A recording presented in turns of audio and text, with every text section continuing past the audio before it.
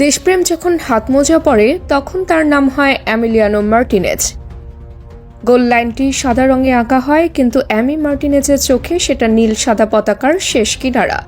আর তাই বিশ্বকাপ এলে তার বুকের ভেতর নাকি কাঁপতে শুরু করে ছোট্ট এক পোকা। এই পোকার ছটফটানি তাকে দেশের জন্য প্রাণপণ লড়াইয়ের ক্ষুধা দেয়।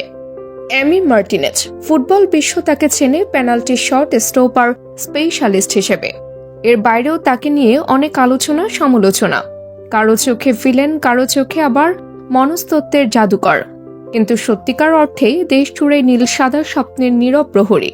বাহিরের দুনিয়ার চোখে তিনি যতই বিতর্কের মানুষ হন, আর্জেন্টিনার জার্সি গায়ে উঠলে এমি হয়ে ওঠেন সম্পূর্ণ ভিন্ন কেউ। এক দুর্ভেদ্য দুর্গ, যার প্রতিটি ইট গড়া ভালোবাসা দিয়ে সমালোচনার ধুলো নয়, আর সেই ভালোবাসা তার দেশের প্রতি।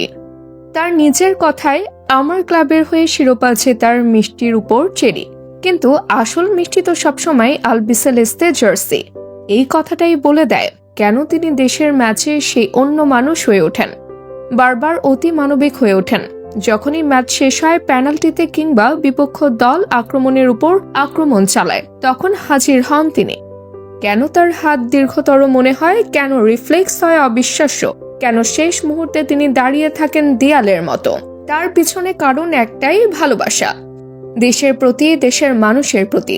তিনি বলেন, তার ব্যাকলাইন শুধু রক্ষক নয়, পেছনে থাকে পুরো দেশ, পরিবার, স্বপ্ন আর সেই নীল সাদা পতাকার নীরব দৃষ্টি।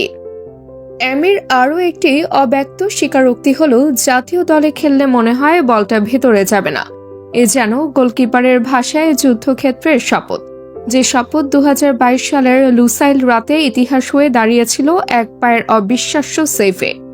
সে সেভ শুধু ম্যাচ বাঁচায়নি, বাঁচিয়েছিল মেসির চোখের আলো, লাখো মানুষের শ্বাস আর আর্জেন্টিনার ভবিষ্যৎ। লুসাইলে সেই কথারই বাস্তব রূপ দেখেছিল বিশ্ব। শেষ মিনিটে কোলো মুয়ানির শট থামানোটা কেবল সাধারণ সেভ ছিল না, সেই শপথই আর্জেন্টিনাকে দিয়েছিল তৃতীয় তারা। এই আবেগ নিখাত, কারণ এমি এমন এক প্রজন্মের গল্প বলেন যারা দেশের জার্সিকে ক্লাব সম্পদের চেয়ে ওপরে রাখে।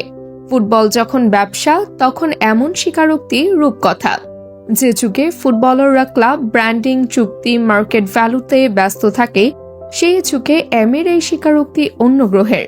ক্লাব ফুটবল তার কাছে পেশা, দেশ তার কাছে পরিচয়।